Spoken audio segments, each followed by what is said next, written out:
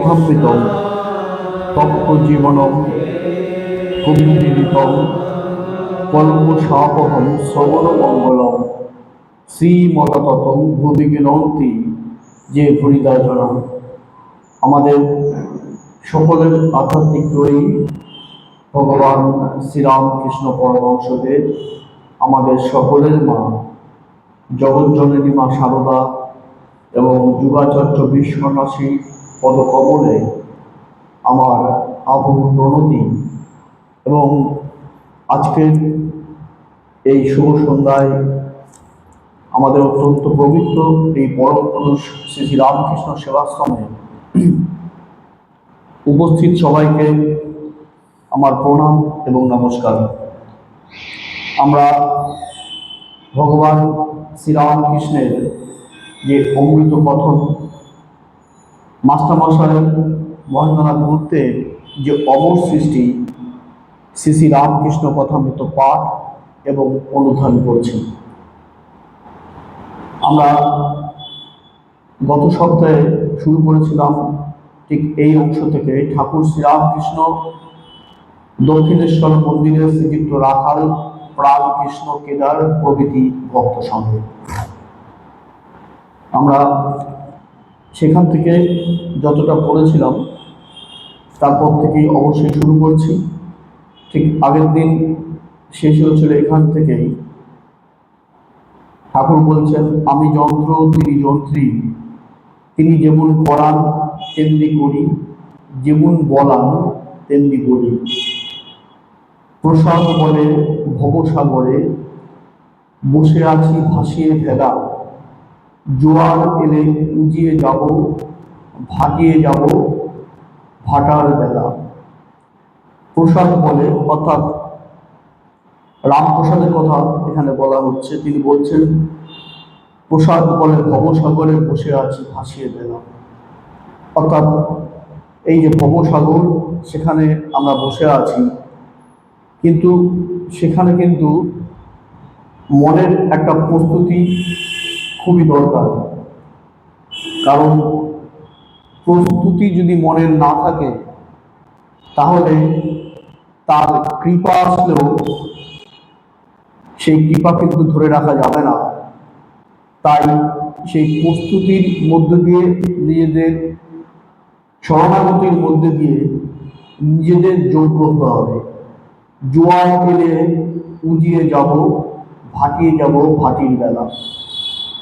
ঝড়ের এঁটো পাতা কখনো উড়ে ভালো জায়গায় গিয়ে পড়লো, কখনো বা ঝড়ে গিয়ে নর্মদায় গিয়ে পড়লো, নর্দমায় গিয়ে পড়লো। ঝড় যেদিকে লয়ে যায়, অর্থাৎ ঝড় যেদিকে নিয়ে যাবে সেদিকেই যেতে হবে। আর তার জন্য দরকার পূর্ণ শরণাগতি।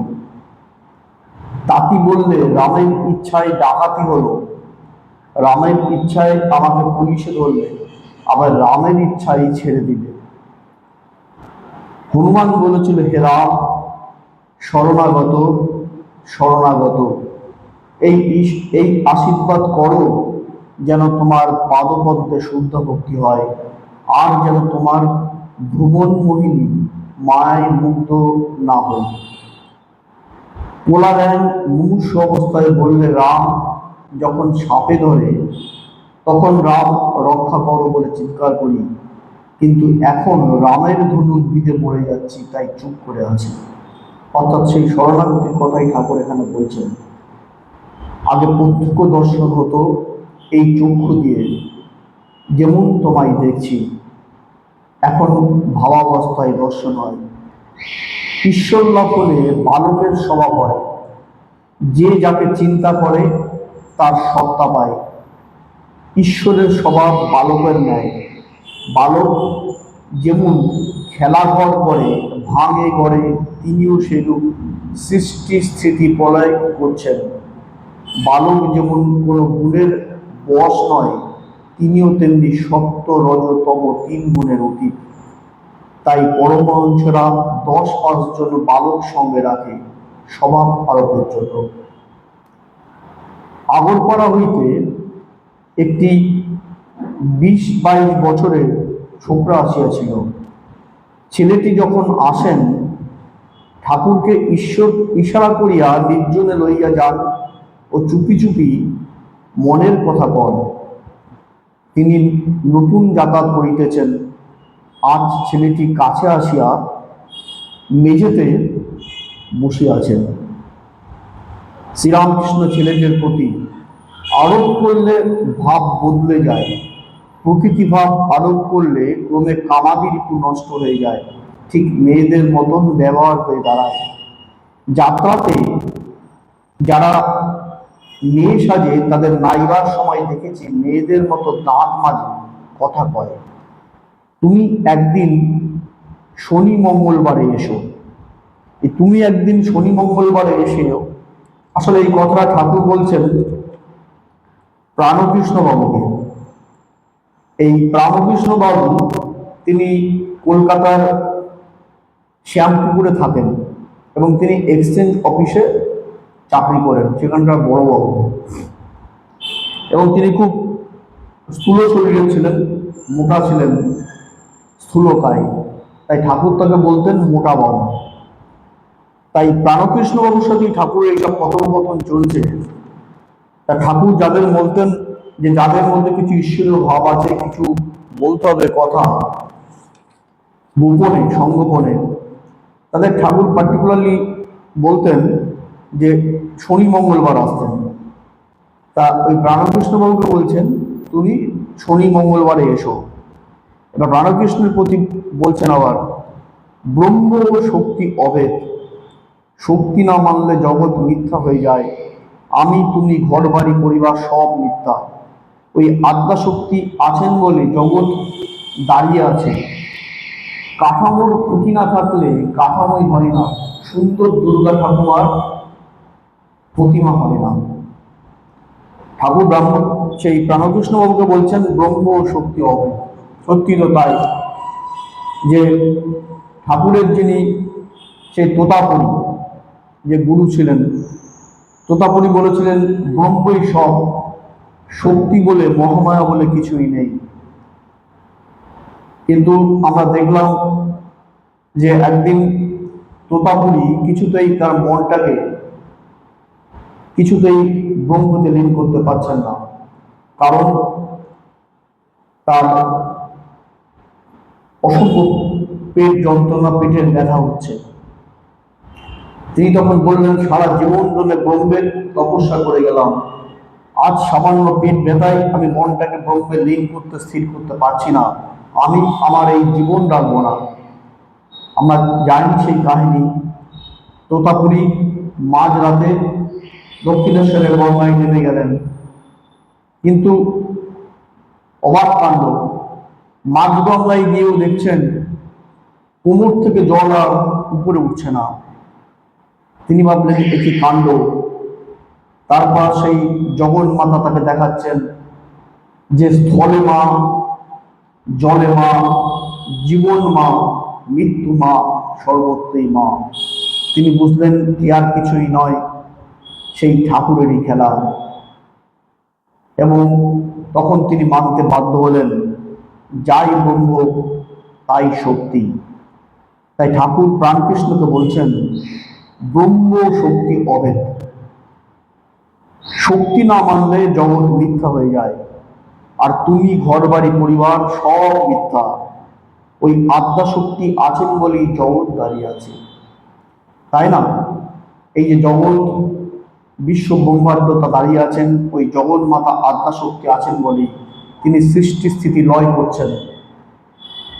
এবার ঠাকুর বলছেন কাঠামোর খুঁটি না থাকলে কাঠামোই হয় না, সুন্দর দুর্গা ঠাকুমা, দুর্গা ঠাকুর প্রতিমা হয় না। সত্যি তাই, কাঠামো, ওই যে দুর্গা ঠাকুর যে জগৎ মাতা, জগৎময়ী যে মা, তিনি যে দাঁড়িয়ে আছেন, তার একটা কি প্রথম হচ্ছে যারা ঠাকুররা পাল মশাইয়ের যে ঠাকুর তৈরি করেন, প্রথম কাঠ দিয়ে একটা তারা কাঠামো তৈরি করেন, কাঠামোর উপর বিচুলি দেয়, বিচুলি দিয়ে মাটি দেবেন, মাটি দেওয়ার পরে আবার হালকা একটা কাপড় সেই মাটিতে, সেই জল আর মাটিতে মিশিয়ে আস্তে আস্তে ওই ঠাকুর সেই মাটির প্রলেপের উপর আবার সেটাকে কাভার করে দেবেন, তারপরে আবার প্রেম করবে, দেন আস্তে আস্তে মায়ের রূপ পাবে, রং পাবে, মায়ের চক্ষু দান হবে, এবং তার মধ্যে মৃন্ময়ীর মধ্যে দিয়ে চিন্ময়ী প্রতিভাত হবে। কিন্তু আসল হচ্ছে কাঠামো। তাই বলছেন কাঠামোর খুঁটি না থাকলে কাঠামোই হয় না, সুন্দর দুর্গা ঠাকুর প্রতিমা হয় না, অর্থাৎ ফাউন্ডেশন, ওই বেসের কথা বলছি। আর আমাদের জীবনের বেসটা কি? এবার ঠাকুর বলছেন বিষয় বুদ্ধি ত্যাগ না করলে চৈতন্যই হয় না, ভগবান লাভ হয় না। বিষয় বুদ্ধি থাকলেই কপটতা হয়, সরল না হলে তাকে পাওয়া যায় না। সত্যি তো তাই, বিষয় বুদ্ধি ত্যাগ না করলে চৈতন্যই হয় না, ভগবান লাভ হয় না। আর বিষয় বুদ্ধি থাকলেই কপটতা হয়, সরল না হলে তাকে পাওয়া যায় না। অর্থাৎ এটা হচ্ছে সেই ফাউন্ডেশনের ব্যাপার। ঠাকুর বলছেন না, ওই সরল না হলে তাকে পাওয়া যায় না। সেই আমাদের আশ্রমে কয়েকদিন আগে পূজনীয় মহারাজ স্বাস্থ্যানন্দজি মহারাজ এসেছিলেন।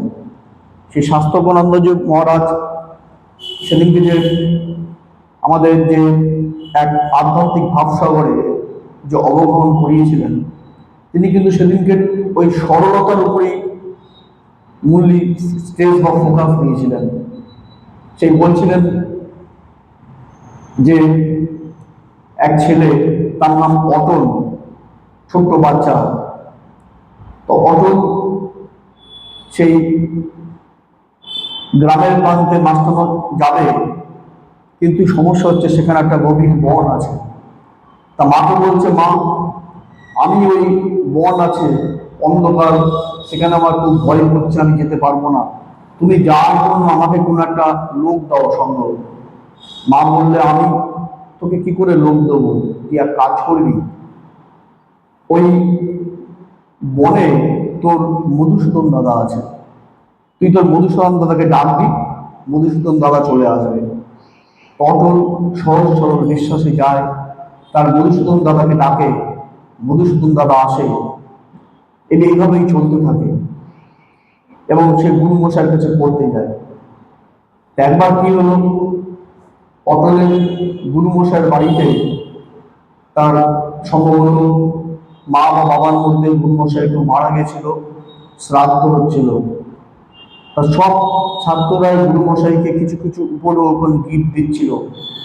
তখন মাকে গিয়ে বললো, মা আমি গুরু মশাইকে কি দেবো? তা মা বললেন, তুই গুরু মশাইকে কি দিবি, তুই তোর মধুসূদন দাদাকে গিয়ে বল। তা মধুসূদন দাদাকে বলবে, মধুসূদন দাদা অটলকে ছোট্ট একটা দইয়ের ভাণ্ডে ভারে বলে দিল। তা তার গুরু মশাই তো ওই ছোট্ট পাত্রে অতটুকু দই দেখে তার তো মাথা গরম হয়ে গেল, তেলে বগিনে জ্বলে গিয়ে অটলকে প্রবল প্রভাব করলো, তাই অটলের অজ্ঞান হয়ে যাওয়ার অবস্থা। ওইদিকে ঠিক সেই সময় দেখা গেল অবাক কাণ্ড। যারা যারা অতিথিরা এসেছিলেন তার শ্রাদ্ধ ক্রিয়ায় নিমন্ত্রণ রক্ষা করতে, তাদের দই দিচ্ছে, সেই মধুসূদন দাদার দইয়ের ভাণ্ড থেকে দই আর শেষ হচ্ছে না। তখন মাস্টারমশাই দিচ্ছে, কি বলছে, তোকে এই দই কে দিয়েছে? বলেছে, আমার মধুসূদন দাদা দিয়েছে। অটল গেল মধুসূদন দাদার সাথে, মধুসূদন দাদাকে ডাকতে, পিছনে পিছনে তার গুরু মশাই মধুসূদন দাদাকে ডাকছে, দাদা মধুসূদন দাদা তুমি কোথায়, তুমি কোথায়, দেখা দাও, গুরু মশাই তোমায় দেবে। তখন মধুসূদন দাদা বলছেন, যাদের বিশ্বাস নেই, যাদের সরলতা নেই, তাদের আমি দেখা দিই না। ঠিক তাই, তাই বলছেন সরল না হলে তাকে পাওয়া যায় না। সেই ঠাকুরের সুন্দর সুন্দর উদাহরণ আছে, এখন এখানে বলার সুযোগ নেই অত, তাহলে আরো বলা যেত। এইবার বলছেন, এইসি ভক্তি কর, এইসি ভক্তি কর, ঘট ভিতর চল কপট চতুরায়, সেবা বন্দি আউল অধীনতা সহজ মিলি ঘরুরায়। বলছেন এইসি ভক্তি কর, ঘট ভিতর ছোট কপট চতুরায়, সেবা বন্দি আউল অধীনতা সহজ মিলে রঘুরায়। এটা একটা দোহা। কি বলছে? বলছে এইসি ভক্তি কর, ঘট ভিতর ছোট কপট চতুরায়, মানে এত ভক্তি করো যে এই ভক্তি করো, এতই প্রগাঢ় ভক্তি করো যে ঘট ভিতর, মানে হৃদয়ের ভিতর ঘট, ঘট ভিতর চোর কপট চতুরায়, ঘরের ভিতর যে কপট চতুরায়, অর্থাৎ যে কপটতা, যে চতুরতা, যে পঞ্চকতা আমরা করি, নিজেরাই নিজেদের ঠকাচ্ছি, এই ভক্তি করো, এতই শ্রদ্ধা শুদ্ধ ভক্তি করো যে তোমার হৃদয় থেকে সেই চঞ্চকতা পালিয়ে যাবে। আর কি বলছেন দোয়াতে, সেবা বন্দি আর অধীনতা সহজে মিলি রঘুরায়। সেবা, সার্ভিস টু এভরিবডি, আমাদের রামকৃষ্ণ মঠ মিশনের প্রথম কাজ হচ্ছে তাই। সেবা বন্দি আর কি অধীনতা, অধীনতা মানে পরাধীনতা না, অধীনতা মানে শরণাগতি। সহজে মিলি রঘুরায়, অর্থাৎ সেবা আর শরণাগতি যদি থাকে তাহলে কি হবে, সহজে মিলি রঘুরায়। রঘুরায় মানে ভগবান, তাহলে তাও যে সহজেই ইষ্ট লাভ হবে। ওই যে এই ভক্তি কর ঘট ভিতরে ছোর কপট চতুরায়, এত ভক্তি করো হৃদয় থেকে সেই কপটতা পালিয়ে যাবে, এবং সেই সঙ্গে সেবা এবং তার শরণাগতি করলে তাহলে কি হবে, সেই রঘুরায় ঈশ্বর দর্শন, ইষ্ট দর্শন তোমার হবেই হবে। যারা বিষয়কর্ম করে, অফিসের কাজ কি ব্যবসা, তাদের সত্যতে থাকা উচিত, সত্য কথা কলিত তপস্যা, সত্যি তো তাই। ঠাকুর বলছেন যারা বিষয়কর্ম করে, বিষয়কর্ম করে কেন বলে, প্রত্যেককে, অফিসের কাজ কি ব্যবসা, প্রত্যেকটা মানুষ তার প্রথম জীবনের মূল আদর্শ হওয়া উচিত কি, সত্যবাদিতা, তাই না? আমরা ছোটবেলায় দেখেছি বিদ্যাসাগর মশাই কি কথা ছিল, সদা সত্য কথা বলিবেন। ধর্ম মানেই তো তাই, ধর্ম মানে কতগুলো দন্তস্ব, সত্যবাদিতা, সহনশীলতা, সহ্যশীলতা, সেবা পরায়ণতা, সেগুলো মানেই তো ধর্ম। ধর্ম মানেই শুধু প্রণাম নমস্কার ঘন্টা বাজানো না। তাই ঠাকুর বলছেন সত্য কথা কলি তপস্যা, মানে কলি যুগের একমাত্র তপস্যা হচ্ছে সত্য কথা। এবার প্রাণকৃষ্ণ বলছেন অস্মিন ধর্মে মনীষী স্ত্যাং সত্যবাদী জিতেন্দ্রিয় পরোপকার নিরত নির্বিকার সদাশয় মহানির্মাণ তন্ত্রে এই রূপ আছে। প্রাণকৃষ্ণ বলছেন যে মহানির্মাণ তন্ত্রে কি আছে, অস্মিন ধর্মে মহর্ষি স্যাং সত্যবাদী জিতেন্দ্রীয়, অর্থাৎ মহানির্মাণ তন্ত্রে আছে যদি সত্যবাদী, সেই সত্যর কথা হচ্ছে, যদি সত্যকে ধরে রাখো, যদি তোমার মন এবং মুখ যদি এক হয়, যেটা ঠাকুর যদি বলেছেন, যদি তোমার ভাবনা আর কাজ যদি সত্যের দিকে ধাবিত হয় এবং তুমি জিতেন্দ্রীয় যদি হয়, ইন্দ্রকে যদি জয় করতে পারো, কিভাবে, পরোপকারের নিরত নির্বিকার সদাশয়, পরোপকারের নিরত, যে পরের উপকারে সর্বদা নিরত ব্যস্ত থাকে, এবং নির্বিকার, যার মধ্যে সবসময় আনন্দে, অতি আনন্দে সে উচ্ছ্বাস করে না, অথবা অতি দুঃখে কখনো ভেঙে পড়ে না, রিল্যাক্টেন্ট যে থাকে, পরোপকারে নিরত নির্বিকার সদাশয়, তাহলেই তিনি জিতেন্দ্রীয় হবে। অর্থাৎ কাজে এবং কথায় এক হতে হবে। এইবার ঠাকুর একটা মারাত্মক কথা বলেছেন শ্রীরামকৃষ্ণ, হ্যাঁ ওইগুলি ধারণা করতে হয়, মারাত্মক কথা, মানে ওইগুলো শুধু কথার কথা হলে হবে না, বইয়ে আছে বললাম, কিন্তু নিজের জীবন বোধে, আমাদের জীবন বোধে যদি সেটা আমরা নিজের ক্ষেত্রে অ্যাপ্লাই না করতে পারি, মুখে অনেক কথা বললাম, ওই ঠাকুর রামকৃষ্ণদেব মাস্টারমশাইকে বলেছিলেন তোমাদের শুরুতেই, তোমাদের কলকাতার লোকদের ওই এক লেকচার দেওয়ার স্বভাব না, আমরা শুধু লেকচারই বলি, কথা এবং কাজের মধ্যে আমাদের ফারাক থাকে, আমাদের মন আর মুখের মধ্যে সবসময় একটা যেন একটা ব্যবধান থাকে, মুখ দেখে মনে হয় যেন কিছুই বুঝি না, আসলে দেখা গেল আমার জীবন ধারাটা উল্টো দিকে ধাবিত হচ্ছে। তাই ঠাকুর বলছেন হ্যাঁ ওইগুলি ধারণা করতে হয়, মানে ওইগুলি সবসময় নিজের মনে ধারণ করে তার প্রয়োগ করতে হয়। এইভাবে এই চ্যাপ্টারটা শেষ হয়ে যাবে। পরের চ্যাপ্টার কি পড়বো, কি পরের চ্যাপ্টার?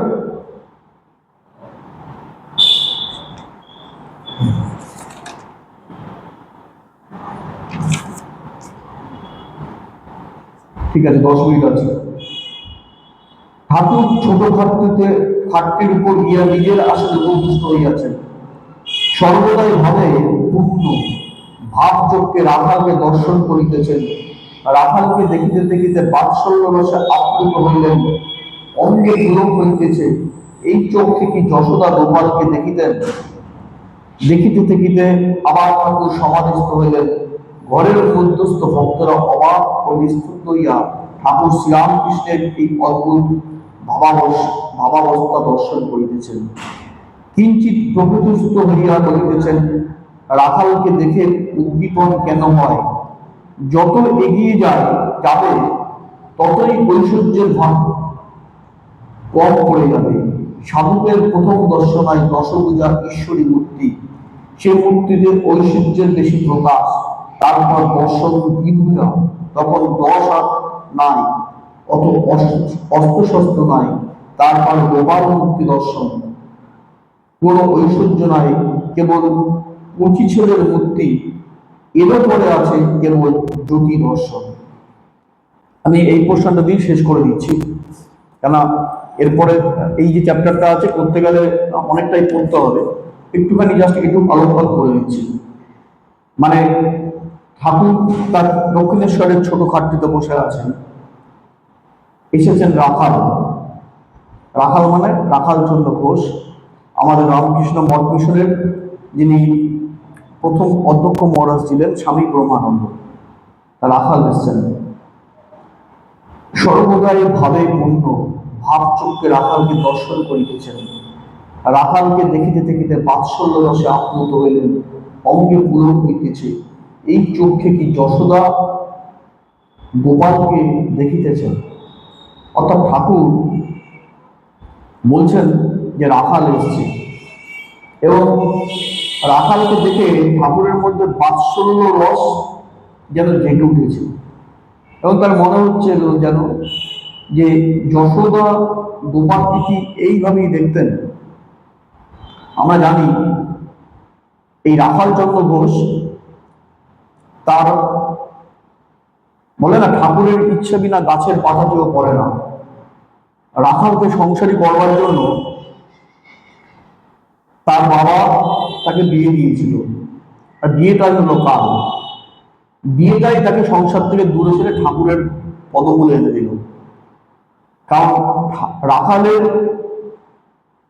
রাখালের শালা ছিলেন মনমোহন মিত্র, সেই বিখ্যাত মনমোহন মিত্র, রামচন্দ্র দত্ত, আর ওইদিকে সতীন্দ্রনাথ মিত্র। তা মনমোহনের বাড়ি ছিল হচ্ছে উত্তরপাড়ায়, ভুল বলছি, কন্যাগড়ে। তা একদিন রাখাল শ্বশুর বাড়ি গেছে কন্যাগড় থেকে, এবার তারা আবার গঙ্গা পার হয়ে কলকাতায় ফিরে আসে। ওটাই কাল হলো। ফিরে আসার সময় এদিকে মনমোহন মিত্রের সাথে ঠাকুরের তো আগে মিট হয়ে গেছে, মনমোহন মিত্রের মাও ঠাকুরের শরণাগতি হয়ে গেছে। তা জামাইকে দেখেতে নিয়ে এসছে ঠাকুরের কাছে। ঠাকুর কিন্তু জানতেন কারা আসবে, কাদের দিয়ে আগামী দিনের কি কাজ করাতে হবে। তিনি জানতেন মাস্টারমশাই আসবেন, তিনি জানতেন সুরেন্দ্রনাথ মিত্র আসবেন, তিনি জানতেন নরেন্দ্রনাথ আসবেন, সপ্তঋষির এক ঋষি, আরো পরপর অনেক আছে, আর বলছি না, সেই নিয়ে অনেক কিছু বলা যায়। তিনি জানতেন রাখাল আসবে। ঠাকুর বাম চোখে দেখলেন যে জগন্ময়ী মাতা তার কোলে একটা ছোট শিশুকে তুলে দিয়েছে। ঠাকুর ভাবছেন এ আবার কি, আবার কিভাবে সন্তান হলো। মা বলল এ তো সেই সন্তান না, এ তো মানস পুত্র। ঠিক রাখাল আসার আগেই ঠাকুর দেখছেন গঙ্গা বক্ষে, দক্ষিণেশ্বরের গঙ্গা বক্ষে শতদল পদ্ম বিকশিত হয়েছে, আর তার মাঝখানে একটা ছোট্ট ছেলে যেন কৃষ্ণ সখা বাঁশি বাজাচ্ছে। তারপরেই ঠাকুর দেখলেন মনমোহনের সাথে এই সেই ছেলে এসছে। ঠাকুর বললেন মা তো একেই আমাকে দেখিয়েছিল। ঠাকুর বললেন তোমার নাম কি? সে বলল আমার নাম রাখাল চন্দ্র ঘোষ। ঠাকুর বললেন ওই সেই রাখাল। ঠাকুর বলল তোমার আধারটা তো খুব ভালো। একটাই কথা ঠাকুর তাকে বললেন, আবার এসো। এই আবার এসো বলেছিলেন মাস্টারমশাইকে আমরা জানি। সেই আবার এসো ডাক তিনি ফেরাতে পারেননি। কতবার এসেছিলেন 16ই আগস্ট 1886 সালের আগে, যেদিকে ঠাকুর স্থূল শরীরে চলে গেছিলেন তার আগে পর্যন্ত, আর আকাশচন্দ্র ঘোষকে বললেন সেই আবার এসো। তারপরে তো কি হলো আমরা জানি। তার বিয়েটাই তার কাল হলো। ওই সংসার করতে গেলেই হয়ে চলে আসলো ঠাকুরের কাছে। ঠাকুর রাখালকে দেখেছেই তো, দেখছে বাৎসল্য রস, ঠিক যেভাবে মা যশোদা দেখতেন গোপালকে। দেখিতে দেখিতে আবার ঠাকুর সমাধিস্থ হলেন। রাখালকে দেখে ঠাকুর সমাধিস্থ হয়ে গেল। নরেনকে দেখে বলেছেন, তুই কি এসলি, কতদিন তোর জন্য অপেক্ষা করছিস। ঠিক এরকম কে কে আসবে, সব ঠিক হয়ে আছে। ঘরের মধ্যস্থ ভক্তরা অবাক ও নিস্তব্ধ হইয়া ঠাকুর শ্রীরামকৃষ্ণের এই অদ্ভুত অবস্থা দর্শন করিতেছেন। মানে রাখালকে দেখে ঠাকুর সেই সমাধিতে চলে গেছেন। এবার সমাধিতে গিয়ে কি হয়েছে শেষ করবো এটা দিয়ে। কিঞ্চিত প্রকৃতিস্থ হইয়া বলিতেছেন, ঠাকুর এবার সমাধি অবস্থা থেকে আবার বাহ্য অবস্থায় ফিরে আসছে। ওই বলছে, রাখালকে দেখে উদ্দীপন কেন হয়, রাখালকে দেখে আমার কেন উদ্দীপন হয়। ঠাকুর উত্তর দিচ্ছে, মানে ঠাকুরের ব্রহ্মদর্শনের কথা ঠাকুর ভক্তদের শেয়ার করছে, আমাদের বলছে কি, যত এগিয়ে যাবে ততই ঐশ্বর্যের ভাব কম পড়ে যাবে। সাধকের প্রথম দর্শন হয় দশভুজা ঈশ্বরী মূর্তি, সে মূর্তিতে ঐশ্বর্যের ভাব বেশি প্রকাশ। তারপর দর্শন দ্বিভুজা, তখন 10 হাত নাই, অত অস্ত্র শস্ত্র নাই। তারপর গোপাল মূর্তি দর্শন, কোনো ঐশ্বর্য নাই, কেবল কচি ছেলের মূর্তি, এর উপরে আছে কেবল জ্যোতি দর্শন। অর্থাৎ ঠাকুর তার ব্রহ্ম দর্শনের কথা বলছেন। প্রথমে যখন আমরা ভগবান মা দুর্গাকে দেখছি আলো ঝলমল মা দুর্গা, তার সেই 10 হাত, 10 হাতে 10 রকম অস্ত্র, অসুর নিধন, মা দাঁড়িয়ে আছেন সিংহের উপরে। তখন মার ঐশ্বর্যের ভাবই যেন আমার চোখের সামনে জল জল করে মনের গভীরে ভেসে ওঠে। কিন্তু আবার আস্তে আস্তে যেন আরো ভাবতন্ময় যদি হয়ে যায়, ঠাকুর বলছেন, তাহলে আস্তে আস্তে মায়ের সেই ঐশ্বর্য রূপটা আমরা দেখবো না, তখন মাকে আমরা দেখব আমাদের জগতের সেই বায়োলজিক্যাল মায়ের মতো দুহাত বেষ্টিত মা, সেই আমার নিজের মা, সেই জগন্ময়ী মা আমার নিজের মা হয়ে দুহাত নিয়ে সেই সরভুজা থেকে দুভুজা হয়ে গেছেন, ঠাকুর বলছেন দাঁড়িয়ে আছে। তারপরে ঠাকুর কি বলছেন, যে দেখছেন সে মা আমার যশোদা মা, আমাকে বাৎসল্য রসে আপ্লুত করে রেখেছেন। আর তারপর কি, তারপর ঠাকুর বলছেন আমরা তো পারবো না, ঠাকুর বলছেন শুধুই জ্যোতি দর্শন, যেন তার মধ্যে দিয়ে পূর্ণ জ্যোতির ছটা ভেসে উঠছেন। তা আজ এই অধ্যায়ে শুরুতেই সেই রাখাল, অর্থাৎ যিনি স্বামী ব্রহ্মানন্দ হয়েছিলেন, সেই রাখালকে দেখেও ঠাকুরের মধ্যে যেন সেই জ্যোতি দর্শন, সেই বাৎসল্য, সেই প্রকাশ পাচ্ছে। এখানে আমি শেষ করছি। শিব শিব মহাশিব, শিব রামকৃষ্ণ নাম, ব্রহ্মা বিষ্ণু সর্বদেব, রামকৃষ্ণ নিত্য নাম। ঠাকুরমা স্বামীজিকে আমার প্রণাম এবং উপস্থিত সবাইকে আমার নমস্কার।